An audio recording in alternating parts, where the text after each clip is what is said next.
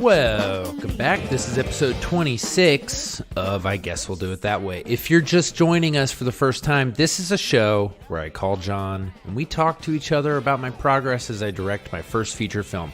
We mostly talk about other things.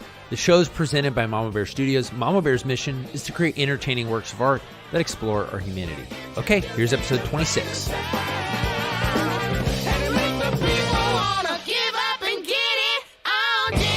You there?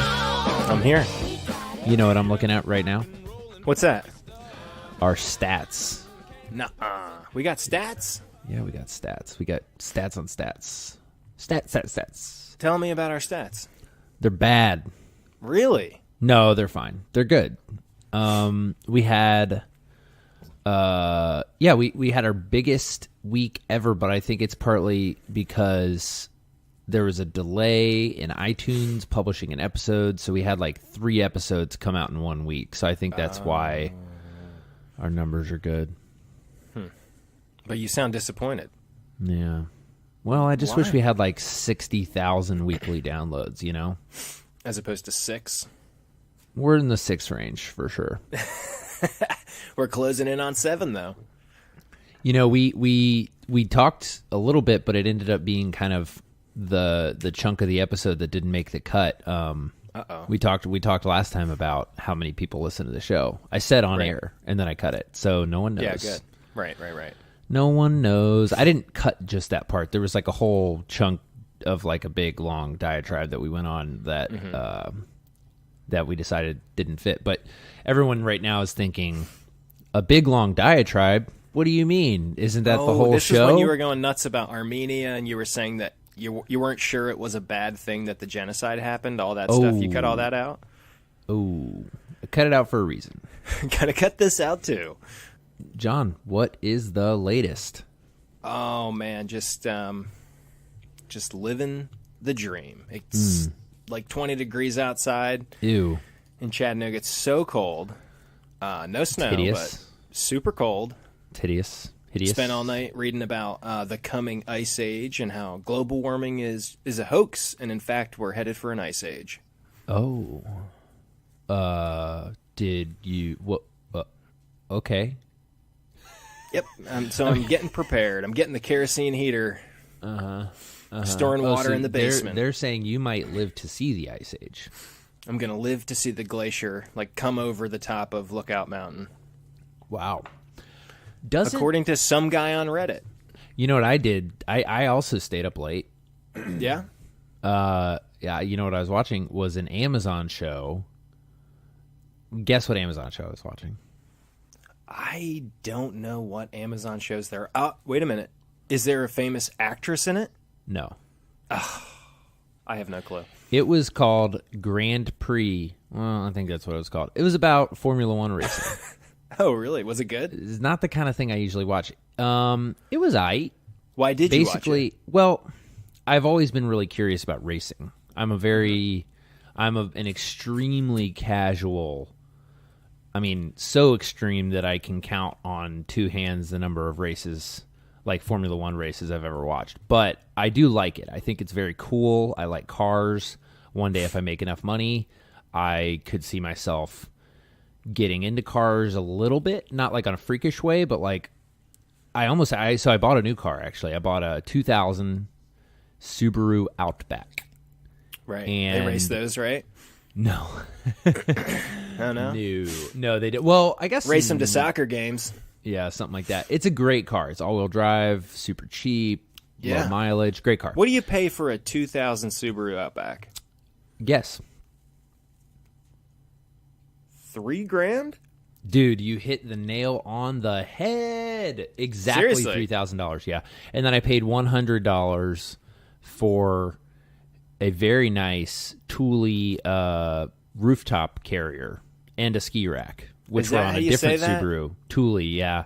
Thule? I only know that. I only know that Thule. because I know everybody thinks it's Thule. It's Thule, I think, and I only know that because I talked to someone about installing a roof rack on a different car that I owned sometime in the past, and they seemed to know what they were talking about, and they said Thule. Anyway, so I was watching Formula One racing. Oh, no, but I almost bought. I was really, really, really close to pulling the trigger instead on a 2004 Subaru WRX, which is their kind of like... It's like a sportier... It's a very sporty... It's like a street version of their kind of racing rally car. It's not insane, but I drove it, and... Ooh, baby. It was fun. It was great. And this is maybe more like $7,000. This one had really low yes, in general, this one had really low mileage, and so it was like 10, I think. Okay. But again, for a great car, I mean, I ended up not doing it because I was like, I don't want to spend that kind of money on a car that I'm just going to drive around town. But, oh, baby, you start it up and it's like... You know, it's kind of like that kind of car, and it's like... That's going to sound so sick, stuck in traffic in California, sitting there on the highway for like 4 hours. Exactly. As a wildfire approaches from behind, you're going to be sitting drive there, off-road. your car's going to sound so sick. You're going to be Take crammed that baby in there, off-road, bro. baby. No, you're right. jammed in gridlock. Totally. No, you're right. I mean, that's kind of why... That's a big reason why I didn't do it, but... You made the right call. Driving a super fast car is real fun. Real fun. Anyway... Driving is, I'm just, I drive my kids to school every morning, and all I think about is how close we all are to dying. Mm-hmm. That's the only thing, like when a mom... Unfortunately, that's about all I think about, too. There's like a mom staring at her phone, like looking at her lipstick in the mirror, changing lanes without looking, and there's like a truck going 70 miles an hour behind her. Mm-hmm. I mean, every second is just total calamity. You know what's funny though, John? I do want to finish this Formula One story because it's actually kind of relevant to this episode. Go. But it's funny. I have some friends from China, and so I was telling you that our neighborhood is highly it's very heavily populated with Asian immigrants of all types. People have been here a long time. Our landlord is Asian. Anyway, it was funny because my friends, my Asian friends, when we moved over here, they live in the same area. They're like, yeah, it's really great. The one problem that comes up a lot, though, is people really suck at driving over here. We're going to get some letters. I was like, all right, I guess you're allowed to say that. And it was hilarious. Anyway, okay, so I'm watching this Formula One show. It basically is this doc series that follows the McLaren F1 team. I sat during in their McLaren 2001. one time. Did you? Yeah, in Indonesia they had a cool. McLaren showroom, and me and Junior, little Lukey, sat in this McLaren, and they were not thrilled about it. They were very protective, like, okay, get out. You obviously don't have money. Leave. Yeah, they sell for like $1 million. But the so anyway, they follow the McLaren team as their basically what happens is every year they redesign the car and rebuild it, and they kind of design it for the driver. It's this whole team. It's a team sport. Anyway, these guys are building these cars that go 200 miles an hour, and you would think like this is the coolest job of all time.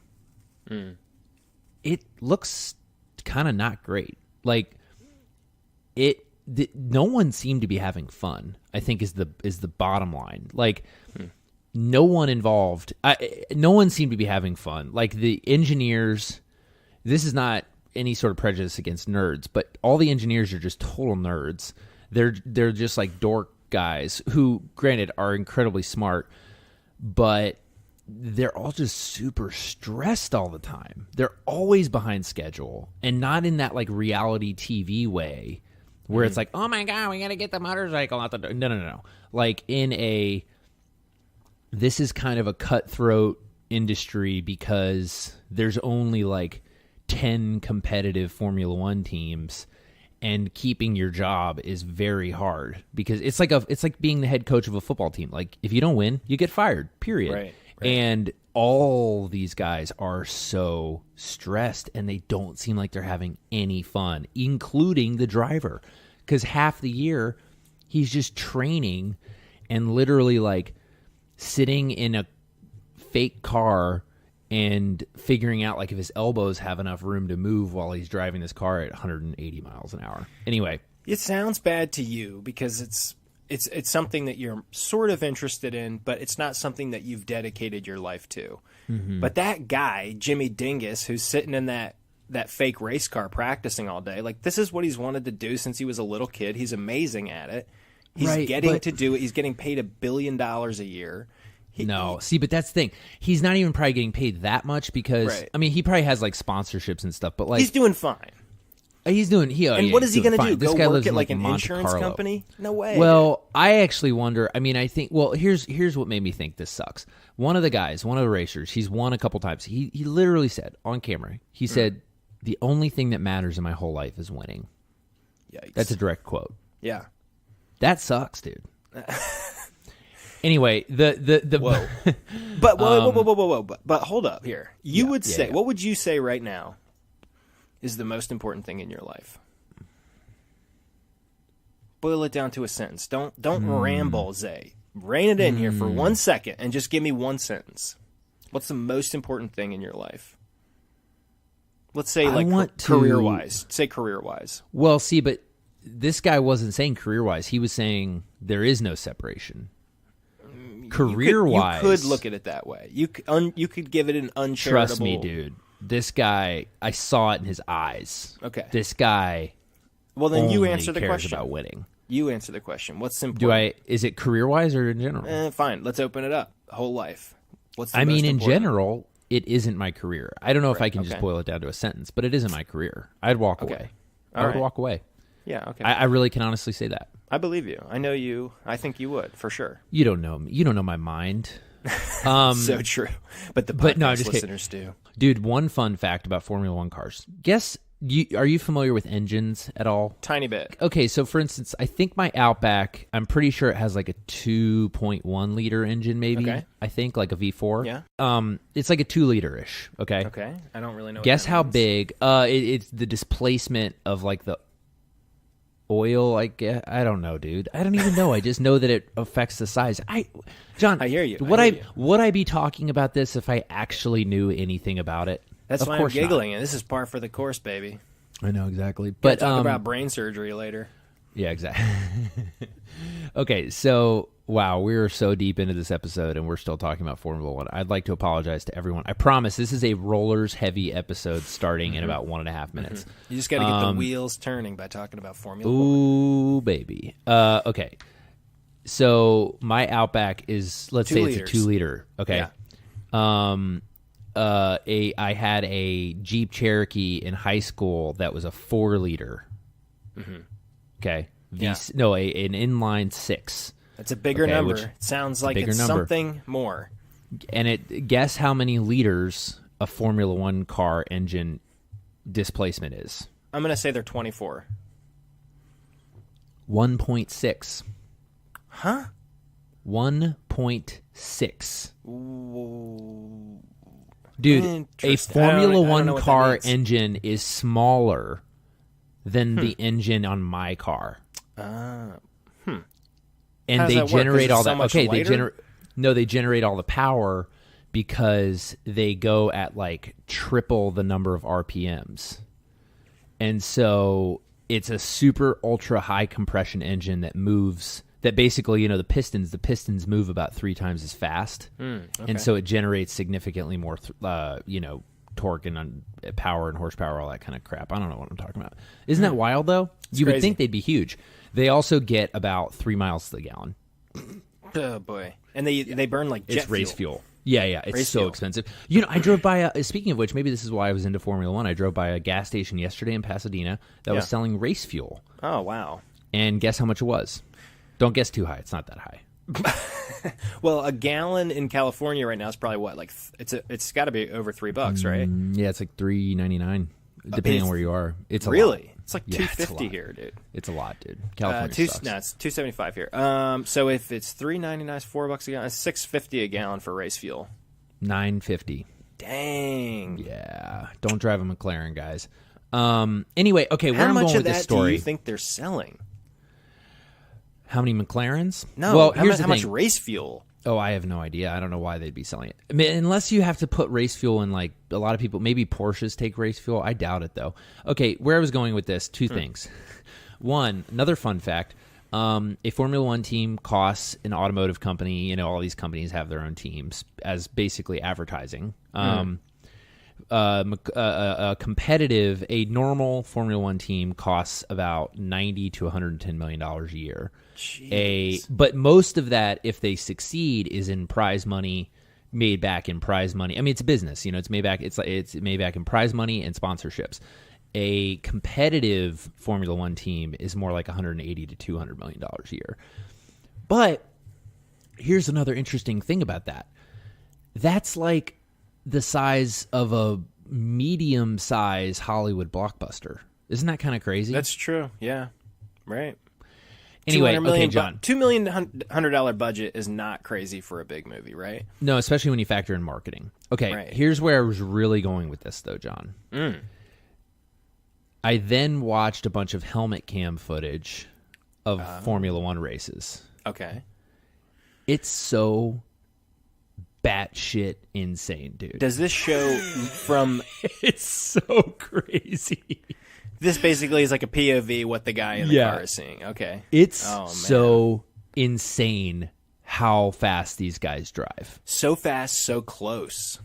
Oh my gosh. Like literally less than 8 inches a lot of times when they're passing, because the roads, they're usually... I was watching one in Monte Carlo. The road is so narrow that there's only a few places on the track where you can pass on a straightaway. Usually you've got to pass people in turns because the road is literally not even really wide enough for two cars next to each other.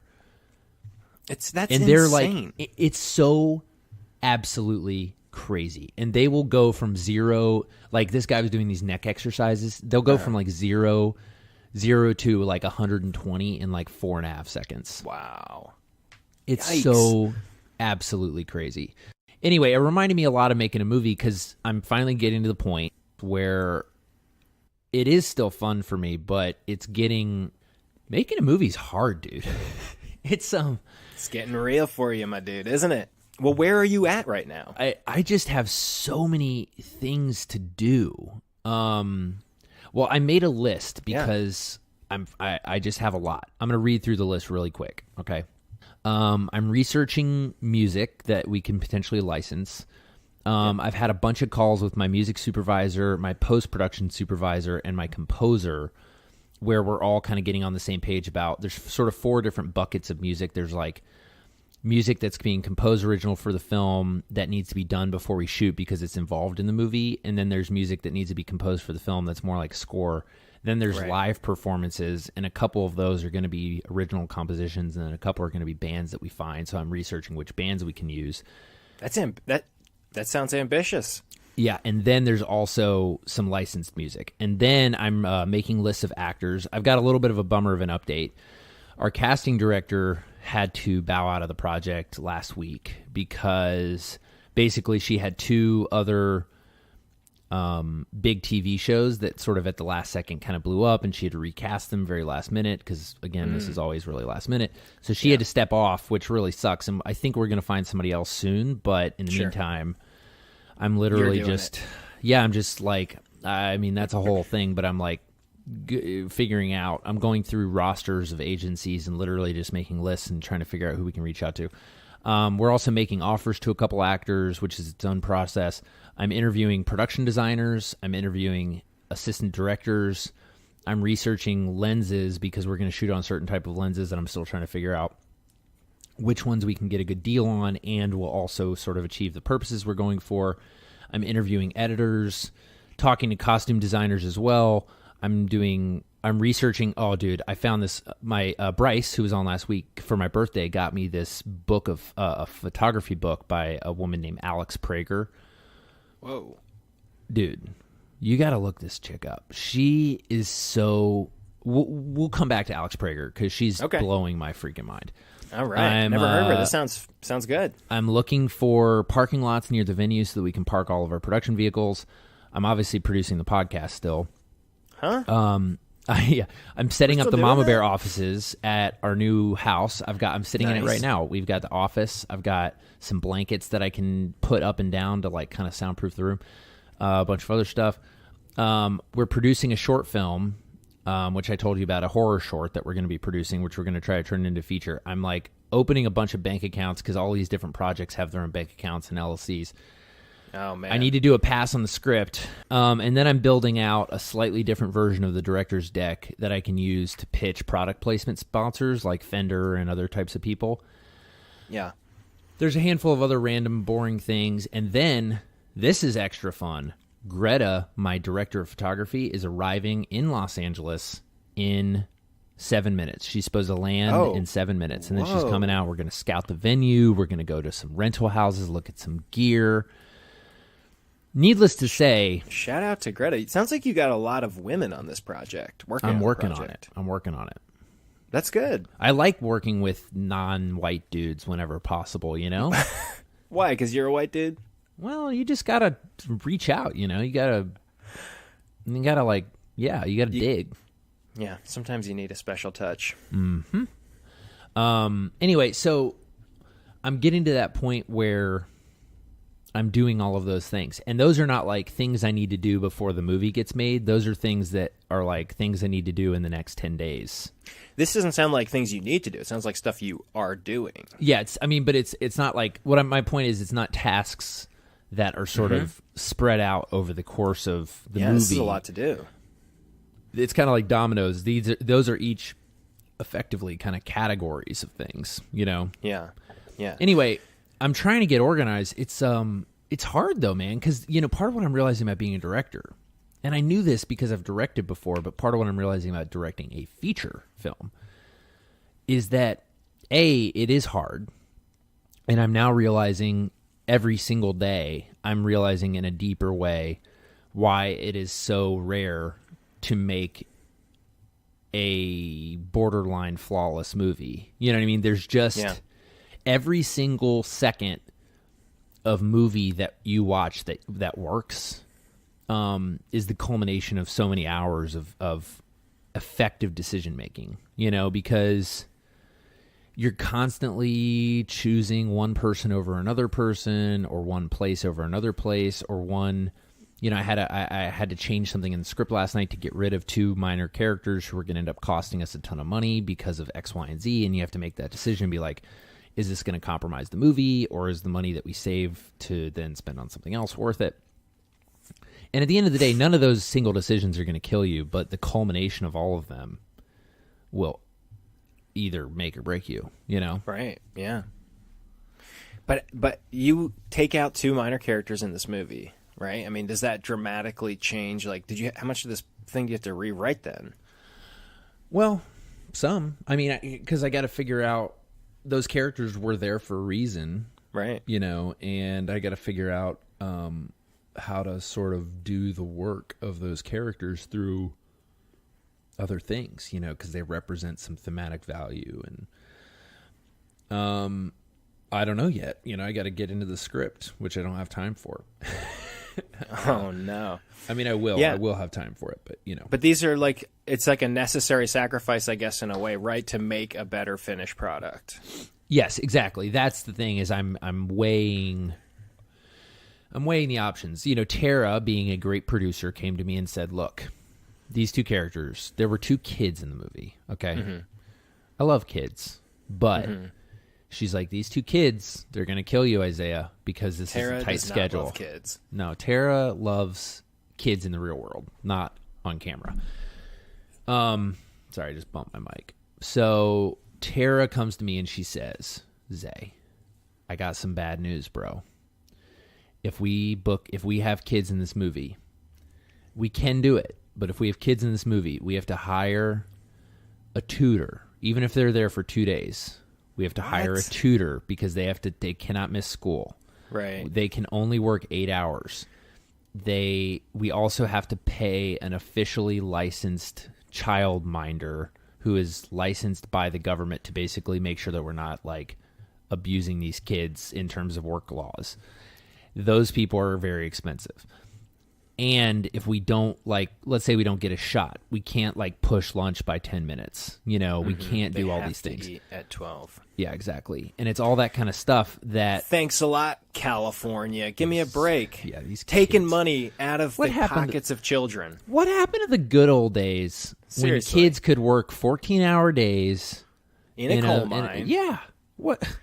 I've said this before. Meat on their chest, you know what I mean? Like, get some hair going on those chins. Get some backbone. My wife showed me this picture from, like, a history Instagram, and it was a 9-year-old kid in a coal mine with a coal mining hat on, a pickaxe, and he was smoking a pipe. No. I swear to God. I'm going to find it. Poor I'm going to send it to you. And you know what? He didn't look that bad. I mean, he looked like older than I am. But he was 9 years old, and they work like 14 hours a day in this coal mine, dude. Whoa. And I looked at my son, who is the exact same age, and that kid would not survive 13 hours alone. Yeah. Like, my son, he's 9 years... I mean, maybe. Man. But like, most kids that age now, they could not last an hour outside by themselves. Dude, that's intense. I heard on a podcast yesterday that the average American child... Real quick, 14 hours. People throw numbers like that around. 14 hours is 8 a.m. to 10 p.m. Yeah, it's a lot, man. You know, people are like, I work at an 80-hour week. I'm like, no, you don't, you idiot. They gave him a 12-minute nap, dude, somewhere in that, so it's not that bad. Holy smokes, dude. That poor kid. We got it real good, John. Oh, life is so great. Ooh, we got it For good. us. We have it really good. Oh my gosh. I heard on a kid podcast... that kid probably died by 30, right? I mean, he had to. for sure. Yeah, for sure. Most people did. Ooh, baby. Life expectancy was low. Oh, man. Dude, I heard on a podcast that the average American Just child... for some damn coal, you know? Coal's important. Man, fuck those people. Not the kid. Fuck the guy who makes that kid work. Seriously, fuck those guys. That sucks. Well, you say that, but we don't have the country today without all that crazy shit back then. But John, let me ask you this. Do we need the country that we have? It's a shit show. I mean, life is so easy for everybody. I know. For most people. I mean, even if you have it bad right now, it's pretty good. I know. You know, if you're on welfare in some city... You know? I mean, everybody's going to die. I'm glad they all died and did that so we can chill. I guess. Like, makes relatively, me sad. You know? It kind of ruins the fun of it, though. It spoils it. Okay, I'm going to try this again. Fourth time's the charm, baby. The average... Sorry. No, don't be. The average American child goes outside less than the average maximum security inmate in prison. Nuh-uh. Yeah. 70 minutes is how long a maximum security inmate must go outside every day. And apparently the average American kid is outside less than 70 minutes a day. Whoa. Pretty nuts, dude. I heard this on Sam Harris's podcast. He was interviewing this doctor who was talking about depression. Whoa. And he was saying that going outside is a huge part of combating depression and having ownership in whatever thing that you're doing in your life. So if you're a janitor, but you own the business and you're calling the shots, you're much less likely to be depressed than some guy who's making like $250,000 at a corporation where he's just like a drone. Whoa. Dude, you know what's partly so surprising about that whole thing? 70 minutes, like, I bet most kids don't go outside for more than 20. Oh, yeah. I mean, when you put it like that, that's intense, dude. Yeah, I don't think it's great. I mean, I don't think it's great for us. Woo. Some of the happiest times of my life, I spent my entire summer outdoors camping, you know? And it's good for you, man. It really changes you. You know, the Japanese talk about tree bathing, or forest bathing, I think, is what they call it. You just go out in the woods and... Yeah, well, speaking of which, you know, so speaking of how busy things are with the movie, Yeah. I'm trying to think about how to stay in the zone, and I'm trying to think about how to stay fresh and not get sick of this thing and enjoy it. And I had a fun idea. I keep bumping my mic. And I had a fun idea the other day that I'm curious what you think about. I think that the best way to prep for this movie is in January. I'm going to take a road trip to Yosemite National Park, the birthplace of the national park. And Yosemite Sam. And I'm going to just spend like 3 days getting my mind blown by some nature. Holy in the middle mackerel. of the winter. You know what I'm saying? Does it get cold there? Yes, it snows. It's not bitter cold. It's probably like Chattanooga winters, but a little colder. Okay. And you're going to go by yourself?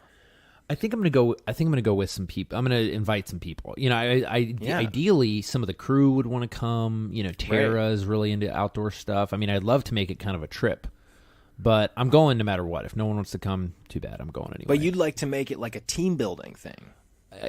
If I can, yeah, I think it'd be a blast.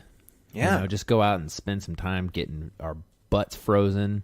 Antidepressed. I mean, apparently it's empty all winter. You get your own personal view of El Cap and the whole valley, and then you go up in the Highland. I mean, just look up some winter pictures of Yosemite. It's stupid. El Cap. We've already talked about it, but that guy Alex Honnold climbed that. To be honest, I'm such a dummy. Of things, sorry, I didn't realize that El Cap was in Yosemite. I have no idea where any of this stuff is out there. It's so insane.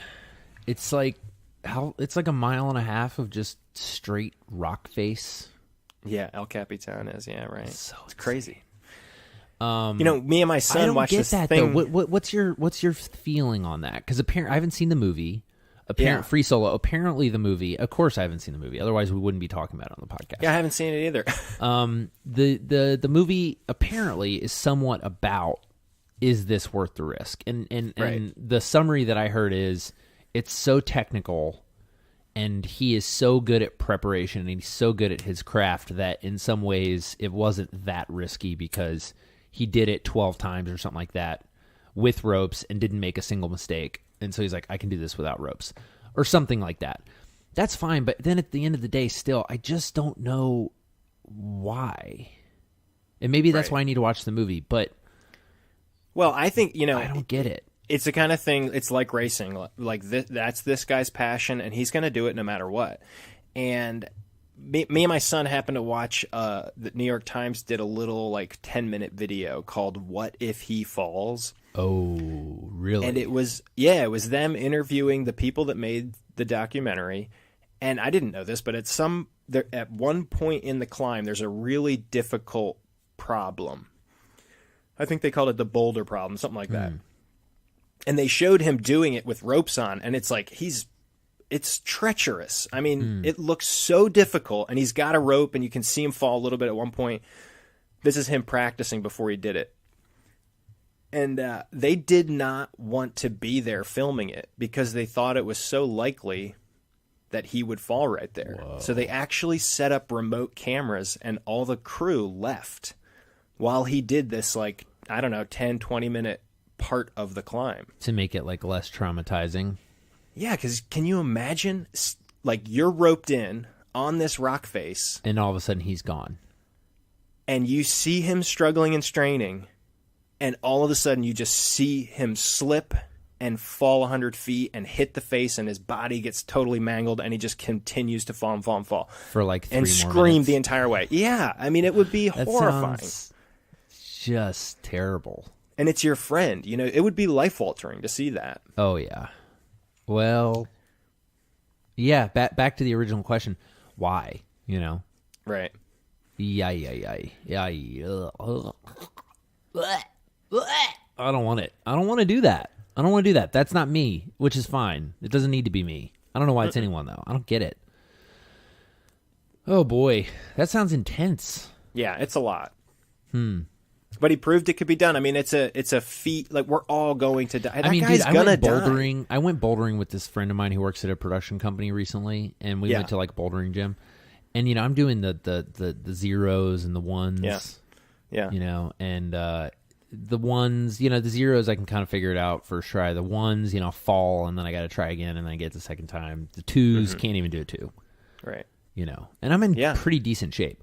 And, an hour in, taking tons of breaks, my hands are just shredded, and I just, can barely even hold onto a freaking phone. These guys are intense. I mean, 10 minutes, 20 minutes being like, I bet there are people who spend most of a day on that one section. Most people do El Cap in I think 2 days. Mm-hmm. Yeah. That's so crazy. Wow.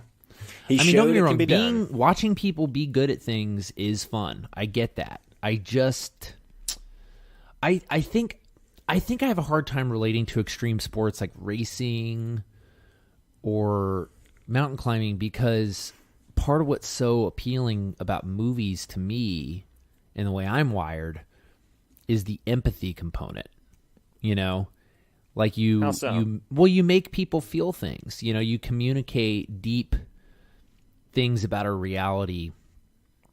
Art, I think, specifically, is such an incredible tool for reaching people and making them feel excited and all that kind of stuff. And I guess you get the same thing when you're watching your sports team win, but it just feels different. And I just love the way that art is so much about creating empathy and creating deep feelings. I don't know. Does that make sense at all? 100%. But we haven't even seen. So not only did this guy do this thing, but it also is a movie now. Yeah, and we haven't even seen the movie and are already having very strong emotions about it.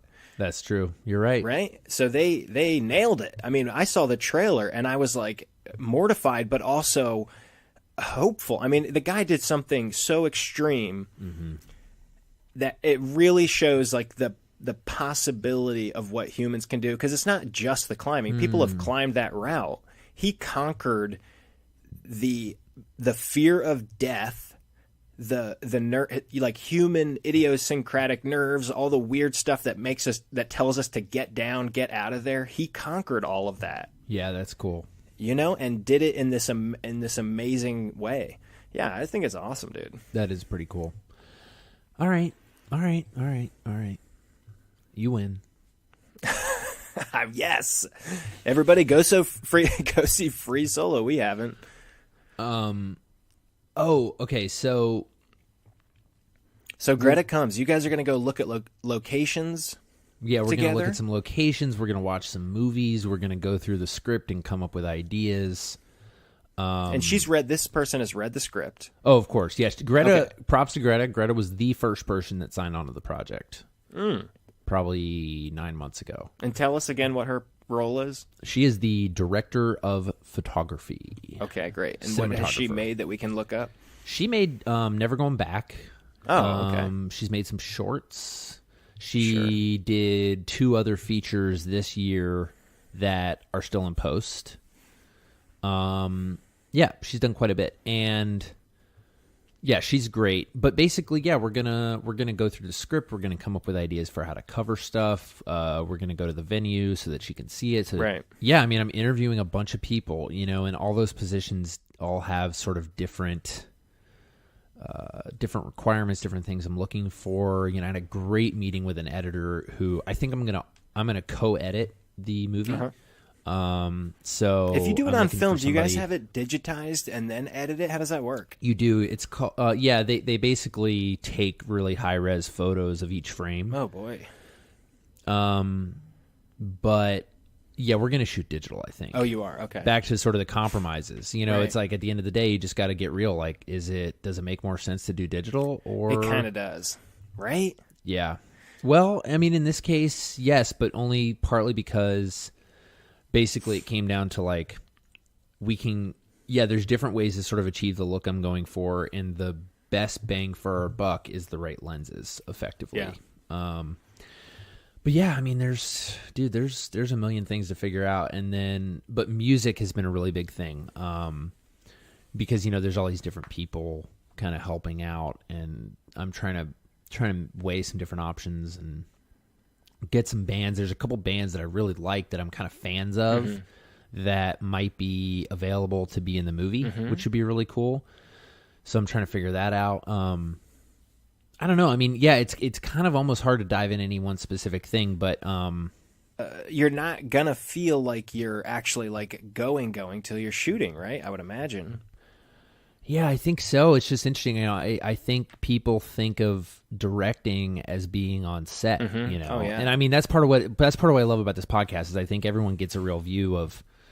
You're really building a little company. You know, it's like we're building a car. Right. You know, even something like finding parking. You mentioned that. Like, nobody has ever thought of that. Yeah, you got to find a place where 100 people who are going to come in and out of this place, or maybe 50 or 20 or whatever it is, that's still a huge pain in the ass that you have to figure out beforehand.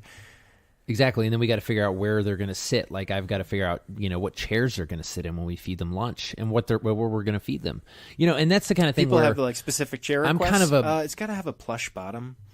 Yeah, exactly. I mean, yeah, man, it's wild. You know, I'm kind of a glutton for punishment, so like, I'm doing probably too much. You know, it probably doesn't make sense for me to produce this movie. You know, I don't know how else to do it. Right. But it doesn't really make sense for me to be producing the movie with Tara, especially not without another producer, like without a third producer. But we're both, we're both kind of control freaks, and we both don't want to. We want to do it, right. and I want to produce the movie. I don't want this to be sort of a vanity director producer credit. I want to actually, because I am a producer, I want to produce the movie so that I can direct the movie the way that I want to direct the movie. But yeah, man, it's I'm not bummed, and I'm not overwhelmed yet, and I'm not regretting anything, but I am highly, highly aware of, like I said earlier, how hard it is to make a good movie. It's only going to get more apparent. Like, the number of decisions that I feel like, and again, you can make some wrong decisions, and as long as enough of them are right, it's all a sliding scale. There's no such thing as a perfect movie, but yeah, dude, it's wild. How many actors will there be total in the movie, or, you know, approximately? Speaking roles? Yeah. Maybe 20. Okay. And how many of those do you have lined up right now? How many actor positions do you have lined up? Guess. I don't know. Zero. When will those get filled? Because isn't that a critical? I mean, hopefully soon. I don't know, dude. Isn't that this one of the most important parts? Yeah, it's really important. Are you stressed about that? Should you? Let me ask this. No. Should you be stressed about this? Well, no. I mean, no. Is this usual? A lot of the roles typical? we're going to kinda. It depends on the kind of movie. You know, sometimes you raise money based on the actor. Right. So you have some of the, but for the type of movie that you're doing, is this? No, I'm not freaking out. Okay. Here's the thing. If we didn't have Thanksgiving and Christmas coming up, I wouldn't even be feeling any pressure. You know. Sure. Because most people don't know their schedules that far in advance for a movie like this, you know? Right. Because some people will plan their whole year around some big tentpole project that's going to pay their bills, but this is you got to kind of work around some stuff. So we're just now getting to the point where it's crunch time, but it's also tough because it is crunch time, but we're also not really behind schedule. In a lot of ways, we're actually ahead of schedule, but we still don't have time. That's what's hard about movies is you know what I mean? It's kind of like cooking. Sure, yeah. You know, you want to prep everything you can prep. But you prep, can't do stuff way in But at the end of the day, No, you can't make the turkey 3 days in advance. You got to make the turkey right before you eat it because it's not going to be good 3 days in advance. Almost everything falls into that category. Okay, I got you. Except for the things like me and Greta hanging out. Yeah, doing the script and whatnot. And there's some stuff that we can prep. Like one thing that'd be really fun is I'm actually going to be producing a table read. Like I'm going to record and sort of produce a table read of the script. A table read is where you have like different actors come in. Maybe we could try to do that when you're in town. Big announcement, by the way. John is coming to Los Angeles. Ding, ding, ding, ding, ding. I'm going to come put December. out the wildfires. Yep. We're going to do, John, we should do a live episode. Oh, of course.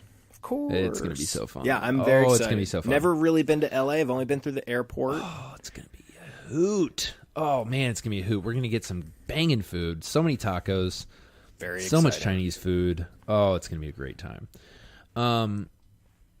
So yeah, we'll see, man. I mean, it's, the actor thing, it's tough. I wish, I wish I had a casting director, but I also totally understand the situation with Rebecca. And, I mean, right now, I'm going down lists and going through movies and making lists of people that I think could be great in various roles. And we have made some offers, but those usually take a while to shake out.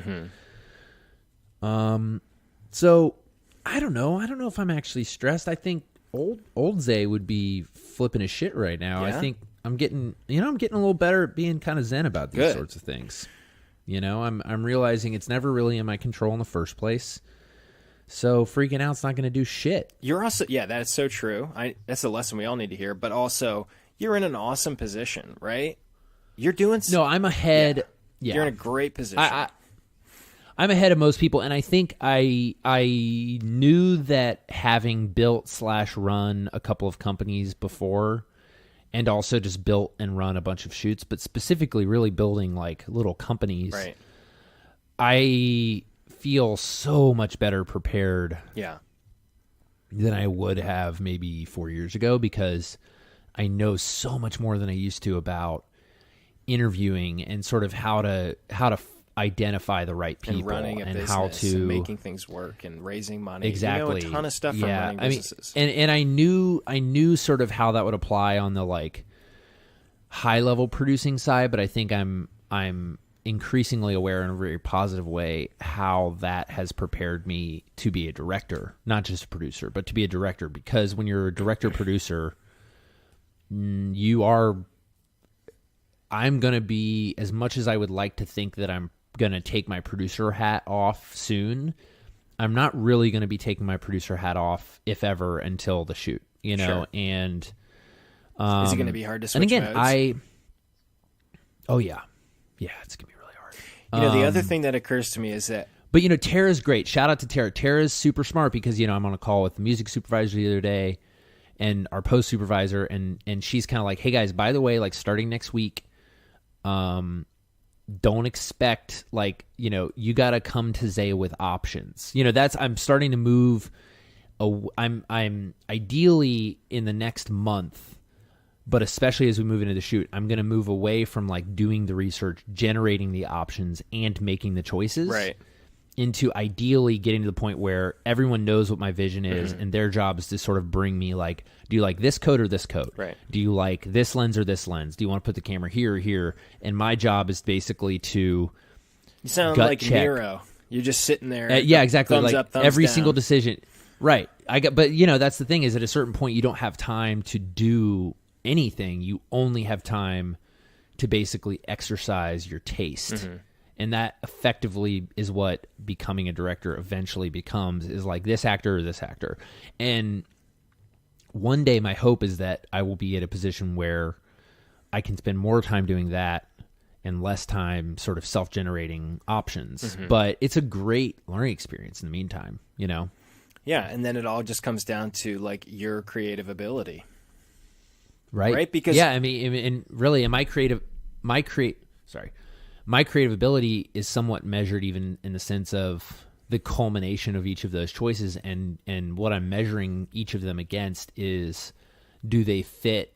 It's like you're designing a house. Like, does this couch work in this house? And you kind of won't know for sure until it's in there, but once it's in there, it's too late. And so you kind of have to just put this whole mosaic together, Yeah. Sounds. You were going to say something important. I interrupted you with something not important. I doubt it, but this sounds stressful, my dude, because now it's all on the line, It's all coming together. I know. But, dude, it's so fun. I'm having a hoot. I can tell. I know. The times that I've talked to you, it sounds like you're extremely excited about this process, and you should be. I'm really excited. I think I'm probably excited because I chose not to do this 3 years ago. Yeah. I chose to do it now. I think I'm more ready than I would have been. I'm excited because, dude, it's starting to freak me out a little bit, but, like, people, actors have been a challenge. I'm not going to lie. Actors are challenging because their teams, agents and managers don't make money on projects like this. Yeah. And so it's really hard to get them excited about it. And the actors may be excited about it, but then all of a sudden their teams, and I'm running into this with a totally different project, like their teams are slowing everything down. And so that's been tough, but like in a general sense, all the people I'm dealing with directly, bands and crew positions and partners of various kinds, people are I'm trying to think how to say this. They're making real. They're getting to the point where it's the rubber's hitting the road. They're spending real time and real resources and real money and opportunity cost on this project because they believe in it. And I'm trying to sort of just humbly accept that they, for some reason, have decided to bet on this project and not fuck it up. Like I feel like I'm just sort of stewarding this thing, and I feel like the guy driving the car a little bit. Like, I'm not saying this is as cool as driving a Formula One car, but it is a little bit like it takes like 75 people to design and build this car, but there only is one guy driving it. Yeah. And if that guy makes a wrong move and bumps up against another car and they both go flying through the air like 600 feet away, and like, the only thing that's left is the little survival pod that the car is, you know what I mean? Yeah. Like, it's all on him. I kind of, I know. It's wild. And in this case, you built the car and you're driving it. Oh boy! Just wait till you decide to act in it. It's like a dirt track race. You're going to make a cameo for sure, right? I think I'll have a cameo. Yeah. Because I like acting. A cameo is the lead role, just a little cameo. Yeah, I'm gonna play Rufus. Anyway, so John, we got a couple weeks till you come out. Oh which my is just gonna be an absolute hoot. We got Thanksgiving coming up. This is gonna be a great Thanksgiving episode for people. Are you guys gonna do Thanksgiving out in LA? We are. Yeah, we're doing it with some family out here. My family's coming out, man. Oh, that's I got awesome. a busy week. Greta's here. Greta leaves on Tuesday morning. Okay. And Monday late night is when my brother, his wife, their absolutely hideously adorable baby, and my parents are all getting here. So I got a busy couple weeks coming up. That's so fun. You guys are doing Thanksgiving in LA. Oh, man, it's going to be an absolute... You going to make a turkey or... tacos? Yeah, we're gonna do a turkey. Yeah, we're gonna. You know what?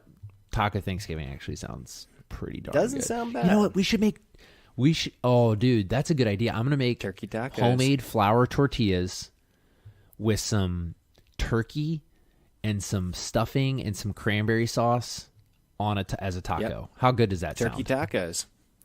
Sounds kind of good. Sounds great. Have you ever made homemade tortillas? They are a delight. I have tried, but I don't have a tortilla press, so they never turn out great. You gotta have the press. Yeah, you gotta have a press. You should, John, guess what I'm gonna get you for your birthday? Tortilla press? A puppy. Didn't see that one coming, did you? Big switcheroo. You always guess wrong. The big switcheroo. I'm gonna get you a tortilla press, bro. You're gonna love Here's it. the You know thing, what's though, also about a tortilla. Seems frivolous though. Yeah, because tortillas are like a penny. Yeah, but they're so much better when you make them at home. Are they for real? Be for real. Are they really? Oh, so different. If I go down to the Mexican grocery store and get some dry ass corn tortillas, yeah, bro. Okay, all right. Oh, way better. All right. I go to my favorite taco place, dude. I'm getting. You know what? Greta and I, this place Tacos. is 1 block from the venue. It's called Home State. John, we're going to Home State when you come out here. I can't wait. Texas-style tacos. Ooh. Not Mexican-style. Texas-style. So it's more like they've got homemade flour tortillas. Dude, you've never had anything like these things. They're incredible. I can't wait. But and as a true homemade American, tortillas, dude, I'm totally going to try different. Texas tacos over Mexican tacos. Well, we'll get some Mexican tacos too. Hey, we'll speak also for get yourself, buddy. some pupusas. We'll get the whole. We'll run the gambit. But what I was going to say though, John, is another seemingly frivolous cooking tool. That I actually enjoy. Although I don't eat a ton of meat anymore. But when I was eating more, a burger press. Really? Seems ridiculous because normally you're just like, oh, just push it out yourself. Yeah. No, but like it just makes it so much easier to make this perfectly flat burger. And then little cooking trick out there. This is you want to do wrap the episode up with a quick episode of Cooking with John and Zay? It's almost Thanksgiving. We've got to. Cooking with John and Zay. Ding. Hey, it's your host Zay we're cooking. We're cooking now. Cooking with John. Cooking with John and Zay. John, what do you got? Oh, I was going to give a tip. The burger tip. You put a little divot. Imagine you got a golf ball. You could even use a golf ball. But I don't know why you would. You use your fingers. Spray it. You make a divot right in the middle of the burger. Right before you put it on the grill, you put a little Worcestershire sauce. Like a thumb-sized divot?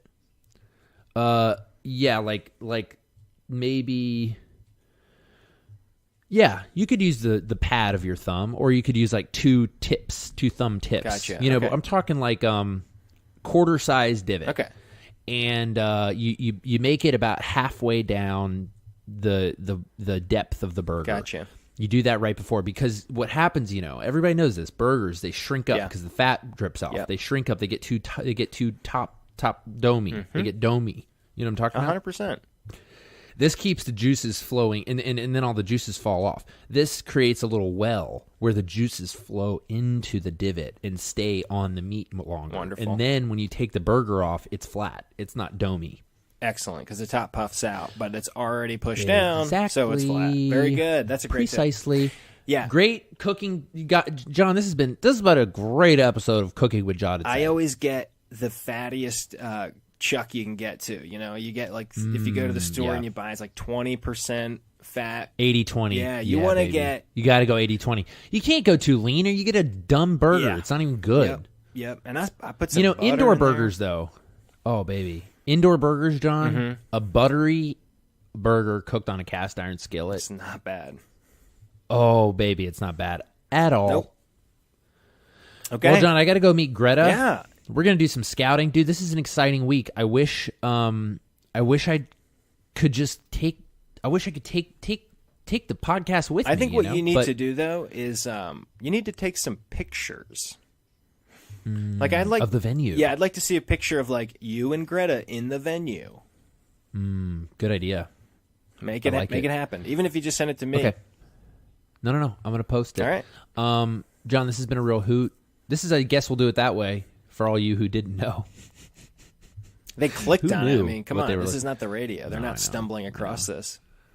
Hey, I'm here with John Schimpf, and this is, I guess we'll do it that way. Top of the hour. Let's go to the traffic. We got to do the report. traffic in L.A. and Chattanooga. Traffic's a shit show out here, John.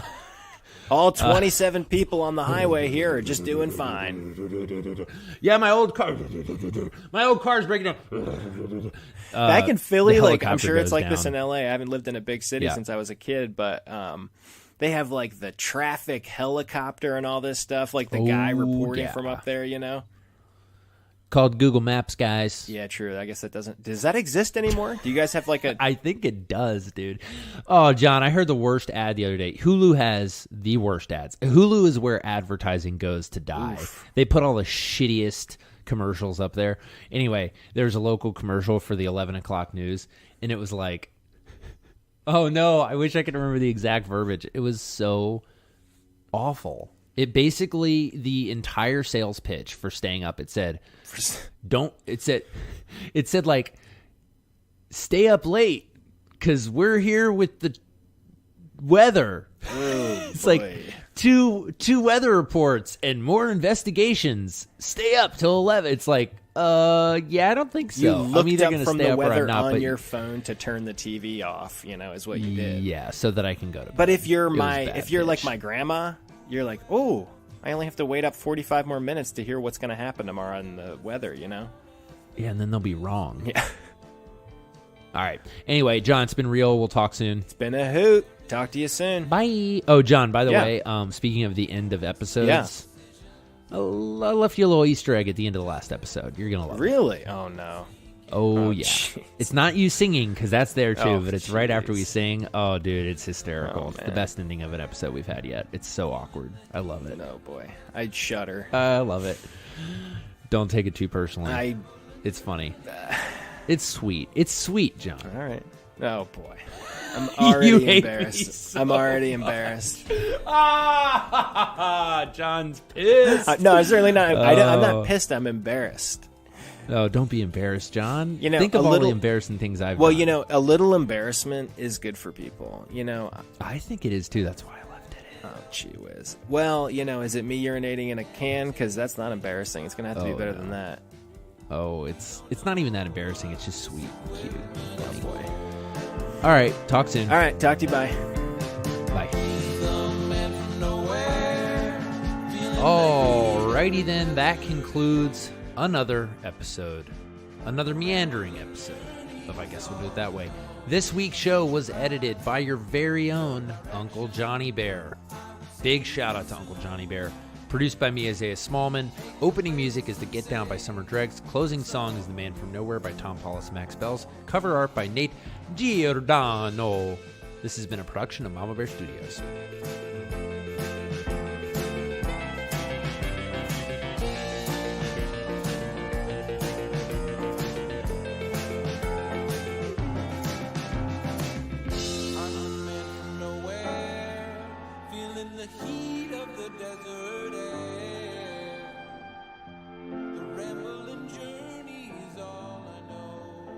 It's your boy.